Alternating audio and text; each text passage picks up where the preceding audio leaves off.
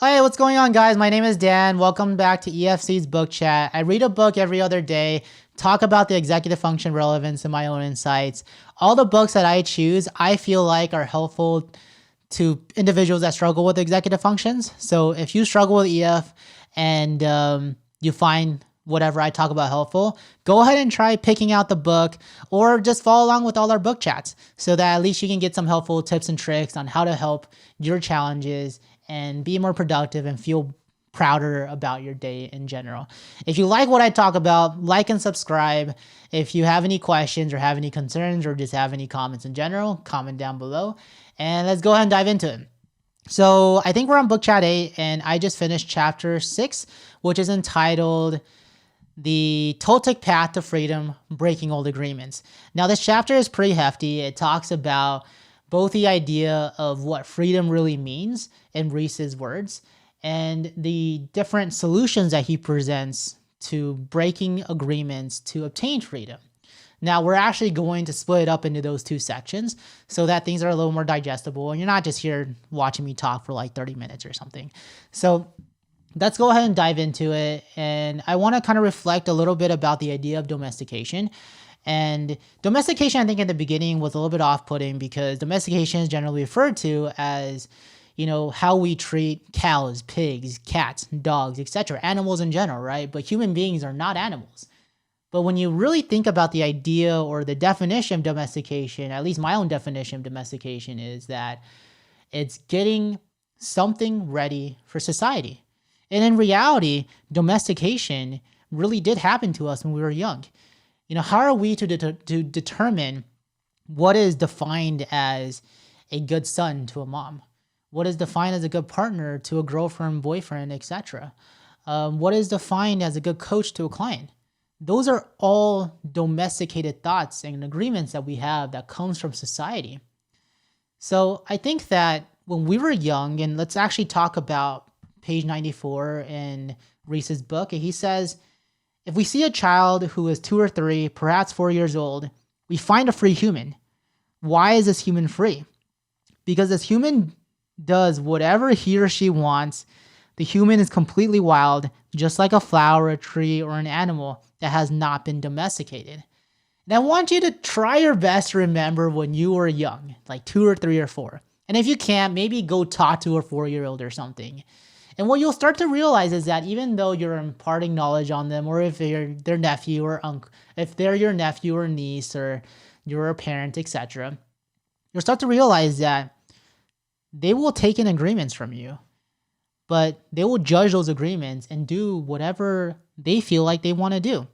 And yes, they recognize angry faces, they recognize frowns, they recognize tones, etc., but I don't think that there's a clear association with disappointment to an agreement that they've made. Agreements that have not been strong enough for them to feel like there's a disappointment to a core agreement with themselves that either mom and dad has or an uncle or auntie has with them, etc. And I start to begin to really wonder about when did I start having doubts and fears and anxiety associated with my own agreements. And I think it goes back to this idea of responsibilities and expectations. When what I presume as my responsibilities and expectations to the society around me is unattainable, or I'm not reaching those responsibilities and expectations, then the agreements are no longer filled with wants and desires and love to make my mom proud, love to make my partner happy. Rather, it's fear of the consequences of not being good enough. I have a fear of, well, man, what's going to happen if I don't cook a great dinner for my girlfriend? What's going to happen if I don't put my nephew into a good school?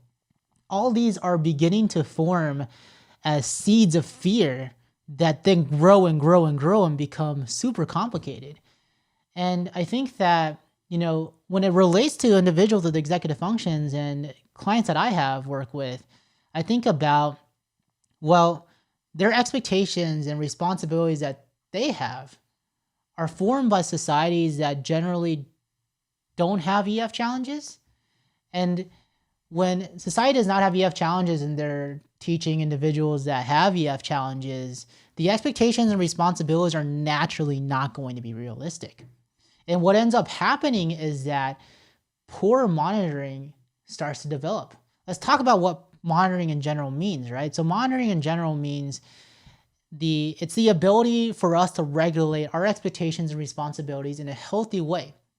Now, healthy just means that our ability to say, hey, I am making enough progress, or I am reaching a goal, I am taking one step forward to accomplishing what I want to accomplish, that statement comes from a place of wants and desires rather than fear and doubt. So let's actually talk about a concrete example of what I mean by this.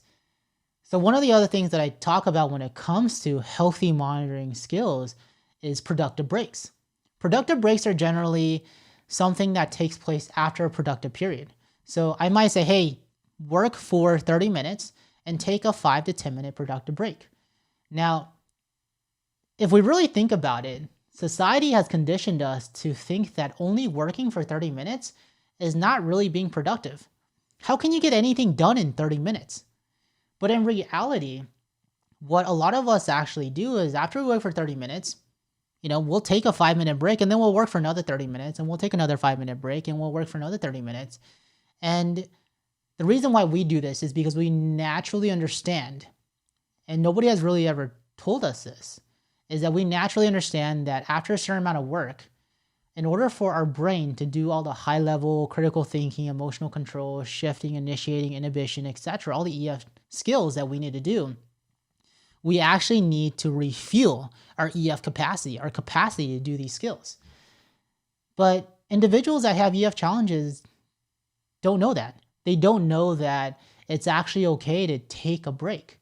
They feel like society expects them to work 1 to 2 hours, 3 hours, 4 hours. If they work a job, I think their job in the state of California, it dictates that after 4 hours of working, you have to take a 15-minute break.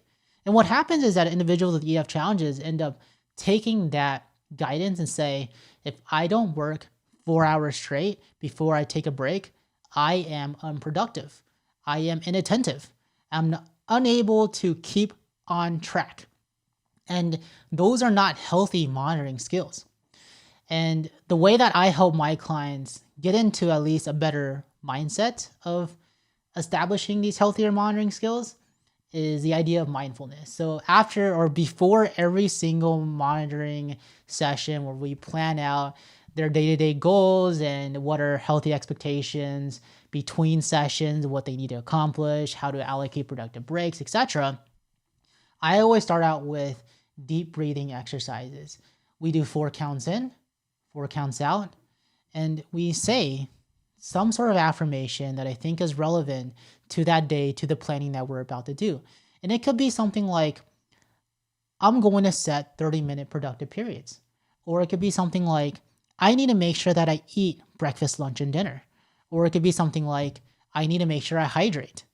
And those affirmations after each of those breathing exercises, what they will do is it'll help individuals with EF challenges get into a better frame of mind to set healthier expectations and healthier boundaries. And what will actually happen is that when there's healthy expectations and responsibilities set, then individuals will actually start accomplishing things because those expectations and responsibilities are based off of what they think are doable, what they want to do because they're the ones setting it, and it's based off of their desire to be successful. And because of all that stuff, positive reinforcement happens over and over again because when they have healthy expectations and responsibilities, the likelihood of achieving those expectations and responsibilities and goals become more likely.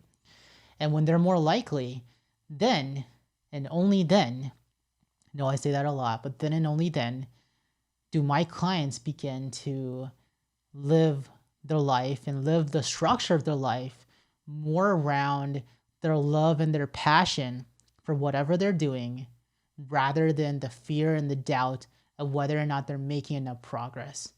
My clients get so caught up in, am I being productive? Am I gonna reach my goal? that just the constant running over and over of that thought prevents them from even getting started. And I think that when we think about the agreements that Reese talks about, the bad ones that we have, and we think about why they're bad, well, I think they're bad because they're based off of responsibilities and expectations that prevent us from doing our best, that prevent us from not making assumptions, that prevent us from not taking things personally, and prevent us from being impeccable to ourselves and those around us. So I hope you guys find that helpful. Comment down below if you have any questions, insights, or you just want to, talk to me about this book chat, etc. And I will talk to you guys next time on the possible solutions of breaking the old habits that Don Miguel Ruiz brings up in chapter 6. Talk soon. Bye.